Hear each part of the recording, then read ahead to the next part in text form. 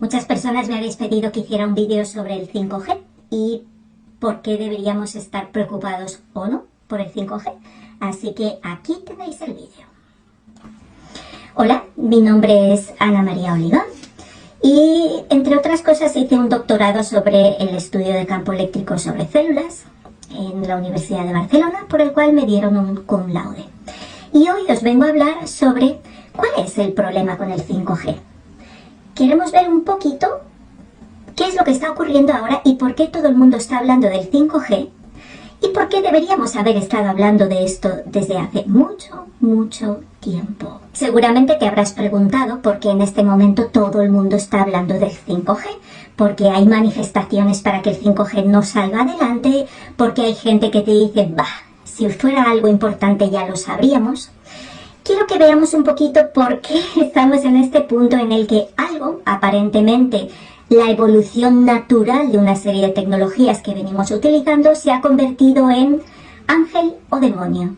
Por un lado nos venden todo el progreso que nos va a traer el Internet de las cosas, la velocidad grande de transmisión, la capacidad de estar hipercomunicados, de abrir la puerta, encender las luces solo con tu voz y todo un montón de supuestas mejoras en nombre del progreso, de poderte descargar las cosas a toda velocidad y no tener tiempos de espera con los vídeos. Y por otro lado, otros hablan del 5G como el gran demonio, el gran que nos va a matar, el gran que está matando todos los pájaros, que está matando a las abejas, que está acabando con todo. ¿Quién tiene la razón? ¿Hay alguien que tenga la verdad? Vamos a ver un poquito más. Para poder entender qué es lo que está pasando con el 5G, me tengo que ir un poco hacia atrás, para que podáis entender por qué estamos donde estamos. Y voy a empezar con el punto número 1, el espectro electromagnético. Aquí tenéis un dibujito de lo que se le llama el espectro electromagnético. ¿Y qué es eso? Es una manera de representar todas las posibles frecuencias que puede tener un determinado tipo de energía, que es la radiación electromagnética. Son de la misma naturaleza, pero como los humanos somos muy creativos, le hemos puesto nombres diferentes. Radiaciones de baja frecuencia, radiaciones de radiofrecuencia, radiaciones de microondas, radiaciones infrarrojas, luz visible, ultravioleta, radiaciones de alta energía, de muy alta energía, rayos X, rayos gamma. Todo eso son nombres que hemos ido poniendo a un tipo de energía concreto, la radiación electromagnética, que puede tener frecuencias diferentes. ¿Por qué pongo esto? Bueno, pues porque cuando estamos hablando de teléfonos estamos hablando de radiaciones electromagnéticas. ¿Cuál es el punto importante de estas radiaciones electromagnéticas? Punto número 1. Muchas de esas radiaciones son naturales. Punto número 2. La mayoría de las que estamos recibiendo hoy en día no son naturales, es decir, han sido creadas por el hombre. Vamos a irnos a una de las extremas. ¿Por qué de las extremas? Lo vais a ver enseguida. Nos encontramos con que hay un tipo de radiaciones dentro de ese espectro electromagnético que se descubrieron allá por el siglo XIX, finales del siglo XIX, en el que se dan cuenta, los esposos Röntgen se dan cuenta de que pueden ver a través de una mano, en este caso porque fue la primera, fue la de la mano de la señora Röntgen. Entonces, ¿qué es lo que ven? Hay un tipo de radiaciones que las llaman X porque no saben cómo llamarlas, porque no la conocen, no saben qué naturaleza tienen, pero se dan cuenta de que eso puede atravesar muchas cosas, pero el hueso no. Y entonces al ponerle una placa fotográfica pueden ver el cuerpo por dentro. Imaginaros lo que significa eso en plenos 1800 y tantos. Curiosamente, los rayos X fueron descubiertos en 1895. En 1887, Nikola Tesla ya había estado diciendo, cuidado, porque hay un tipo de radiaciones, este tipo de radiaciones puede ser nociva para los organismos biológicos. Pero ¿a quién le importa lo que diga Tesla? Si al final, en esa época todavía ni siquiera se habían descubierto ese tipo de rayos por la comunidad científica convencional. Bien, esto para mí es muy importante porque este tipo de radiaciones, os podéis imaginar que en cuanto se descubrieron, todo el mundo, ¿qué es lo que hizo? Empezar a utilizarlas. Tuvieron una difusión y una implementación rapidísima, hasta que se empezaron a dar cuenta que la gente se enfermaba. Tanto es así que la señora Röntgen se murió, más tarde se murió su esposo, y hay todo un libro que se llama Las víctimas de la ciencia radiológica, y que te habla de todas las personas que murieron por ser los pioneros en implementar, en investigar y en utilizar una tecnología, porque desgraciadamente la tecnología suele ir por delante del conocimiento, y el conocimiento y la conciencia muchas veces va por detrás. Es decir, primero ponemos en marcha cosas y nadie se preocupa de si eso tiene un efecto o no lo tiene. Y ahí pongo aquí este dato de que en 4 de abril del 36 hicieron un monumento a las víctimas de la radiología, que está en Hamburgo, en el Hospital St. Georg. Entonces, esto para mí es un hito importante. ¿Por qué? Porque se descubre un nuevo tipo de energía, se dan cuenta de que tiene unas aplicaciones espectaculares. Imaginaros, ahí pilló la Primera Guerra Mundial y se utilizó muchísimo también, se expandió rapidísimamente, y el caso fue que no habían visto, porque no habían escuchado aquellas voces de aquellos científicos no tan ortodoxos como Tesla, diciendo, cuidadito, que esto va a dañar a todos los seres biológicos. ¿Os empieza a sonar de algo esto? En ese momento empezamos a darnos cuenta de que hay una división en ese mismo tipo de energía que estoy diciendo. Hay una división muy clara. Hay una serie de radiaciones que se llaman ionizantes. ¿Por qué? Son las radiaciones de alta energía que nos pueden ionizar, es decir, pueden cambiar la materia, vamos a llamarlo así, modificar, de manera que producen efectos biológicos muy claros y habitualmente no deseables. Entonces todas esas con el tiempo se dieron cuenta de que tenían la capacidad de dañar y por tanto se empezó a regular. Y ahí tenemos que actualmente se siguen utilizando los rayos X de diferentes maneras bajo una legislación. Sería otro tema ver cómo es esa legislación y si a veces el precio compensa el beneficio. Pero ese sería otro vídeo. Bien, entonces el caso es que a partir de ultravioleta, más o menos, en ciertas gamas del ultravioleta, se empieza a considerar radiación ionizante. Pero todo lo que tiene menos energía que esas radiaciones, la energía va proporcional a la frecuencia, por tanto todas las frecuencias más bajas del ultravioleta, pues no son ionizantes. ¿Y qué significa básicamente que no son ionizantes? Pues que no hacen nada, no pueden arrancar partículas de la materia, no pueden modificar la materia, pues entonces es que no hacen nada. Como mucho, hombre, no hacen nada. Vamos a ver. Todos nos hemos puesto bajo el sol en algún ratito y vemos que nos calentamos. Entonces sabemos que el infrarrojo calienta. Y sabemos que las microondas calientan, porque para eso las utilizamos en el horno. Es decir, no hacen nada. Vamos a decir que básicamente lo único que hacen es calentar. Y entonces ahí empezó uno de los grandes problemas. Se empezó a considerar radiaciones ionizantes. Sí, peligro. Vamos a empezar a legislar y vamos a medir a todo profesional que lo esté utilizando. Le ponemos su dosímetro para estar seguros que no se pasan de la dosis.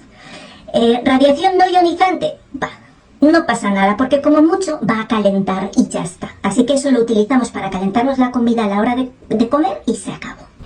Y ahora viene el punto 2 que os quería contar, para que podáis entender la historia entera. La primera es que conocieron las radiaciones ionizantes y lo que no era ionizante, como no es ionizante no hay problema. Punto número 2. ¿Cuándo encontramos por primera vez un electrocardiograma? También ahí, hace más de 100 años, a principios del siglo pasado, empezaron a medir señales eléctricas que procedían del corazón, pero curiosamente las podíamos medir por fuera.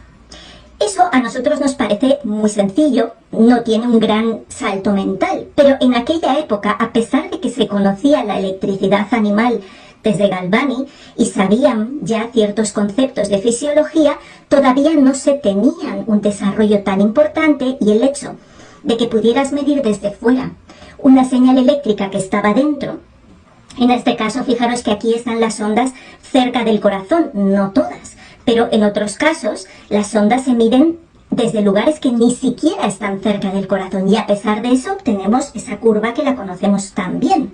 Ponen como hipótesis la idea de que si hay una fuente de electricidad dentro y yo lo mido fuera, no parece descabellado pensar que es porque lo que hay en el medio es un fluido conductor. Y esa hipótesis de el cuerpo como un volumen conductor, vamos a decirle, como un globo lleno de un agua saladita, básicamente, eso es lo que ha perdurado hasta este momento. ¿Por qué? Bueno, pues porque era una hipótesis que hace 100 y pico de años era lo único que se les ocurrió, porque no había más conocimiento. Os recuerdo que en aquella época tampoco había conocimiento de qué significaba cada uno de los picos o de los segmentos de un electrocardiograma. Simplemente sabían que si más o menos tenía esta forma, estaba bien, y si tenía esta otra forma, estaba mal. ¿Por qué? Por estadística. Porque por estadística sabían cuáles eran los valores normales. Pero este tema de que las explicaciones aparentemente científicas sean simplemente modelos estadísticos será otro vídeo. De momento, lo que sí sabemos es que más adelante el conocimiento vino a posteriori de la implementación de la tecnología. Y ahí sí se empezó a entender por qué aparece este complejo, por qué aparece este punto.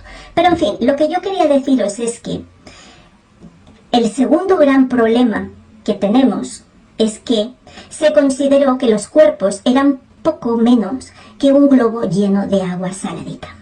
¿Y por qué eso es un problema?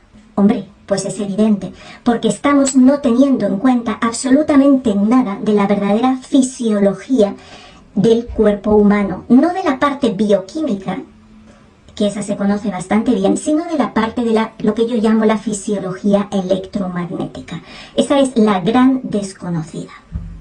Así que aquí tenemos a nuestros seres humanos convertidos en un puro globo lleno de agüita conductora, a través de la cual yo puedo medir fuera una serie de señales que además sé que pase lo que pase, lo único que va a poder pasar a malas es que se caliente. ¿Por qué? Porque al final eres solo un globito lleno de agua conductora. Eres solo un volumen conductor de algo que es capaz de conducir la electricidad, pero nada más. Por tanto, lo único que merece la pena regular es el SAR. La Specific Absorption Rate, la tasa de absorción específica que tiene que ver con esa capacidad de calentarse que va a tener ese tejido. ¿Por qué esto es tan crucial? Fijaros de dónde vengo. Por un lado, todo lo que sea no ionizante, no pasa nada. Por otro lado, el ser humano es un puro saco bioquímico que vamos a poderlo comparar como un globito lleno de agua. Y aunque eso os parezca una caricatura, que lo es de la manera que lo estoy explicando para que lo entendáis, es más real de lo que os podáis creer. Porque cuando nosotros vemos estas gráficas tan bonitas del estudio, por ejemplo, de la telefonía móvil sobre una persona, ¿qué es lo que estamos mirando? La temperatura, el calentamiento del tejido. Porque estamos considerando que incluso el cerebro, que todos sabemos que el cerebro funciona eléctricamente, estamos olvidándonos de la electricidad del cerebro y estamos solo teniendo en cuenta que el cerebro es un globito lleno de agua, que en este caso se puede calentar o no. Eso es exactamente lo que estamos modelizando y lo que estamos estudiando. Para que veáis aquí, fijaros qué maravilloso. Esto es un Phantom, que es una especie de equivalente, en este caso, de un pecho femenino. Es un Breast Phantom, al cual se le está testando ante microondas. Así que, mujeres, saber que la manera en la que se está testando nuestro cuerpo es comparándonos con una cazuelita llena de agua. Y a partir de ahí estamos viendo qué es lo que pasa, se está estudiando qué es lo que pasa. Pero si esto os parece realmente terrible, que al menos a mí me lo parece, ahora mirad esto. Así es como se estudia el efecto de los teléfonos móviles sobre las personas. Sí, esto eres tú. Una bañera llena de agua saladita. Y así es como se está estudiando si tú vas a sufrir o no algún efecto debido a la radiación de ese teléfono. Es tal cual. Y a veces nos creemos que las cosas son un poco más modernas porque vemos softwares muy bonitos. ¿Qué está haciendo en este caso? Bueno, sí, vamos a decir, hay veces que se hace simulación. La simulación por ordenador, en este caso lo que estás utilizando son capitas. Dices, la primera piel mide tanto y es de este material con esta conductividad.